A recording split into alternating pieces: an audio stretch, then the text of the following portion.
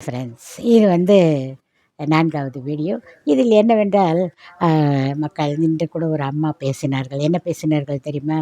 "ஏப்பா, நீ வந்து அ ரூ. 1000 குடுக்குறியப்பா, ரூ. 2500 தரேன்னு சொல்லிட்டு." இது நெறைய பேர் பார்த்திருப்பார்கள். ரூ. 2500 தரேன்னுட்டு, அவங்க மைண்ட்ல பட்டதும் அவங்களுக்கு தோன்றியது இது ஒன்று மட்டும் தான். இப்போ வந்து நாங்க அதெல்லாம் நீ குடுப்ப, ரூ. 2500 குடுப்பேன்னு நம்பித்தானே நாங்க உங்களுக்கெல்லாம் ஓட்டு போட்டோம். நீ என்னப்பா ரூ. 1000 குடுக்குற? அதான் அதுக்கு அந்த ஆட்சியா இருந்துட்டு போலாமே. மக்கள் மனநிலை எப்படி இருக்கிறதென்று பாருங்கள்.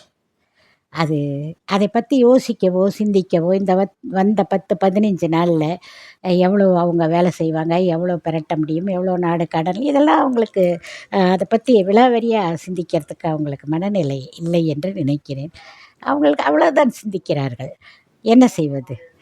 கேட்கும்போது என்ன பேசுவது, என்ன சொல்வதென்றே அதில் தெரியவில்லை. இல்லையா? நீங்களே சிந்தித்து பாருங்கள். அப்படித்தான் சொன்னார்கள் அந்த அம்மா. நானும் கேட்டேன், அதை பார்த்தேன்.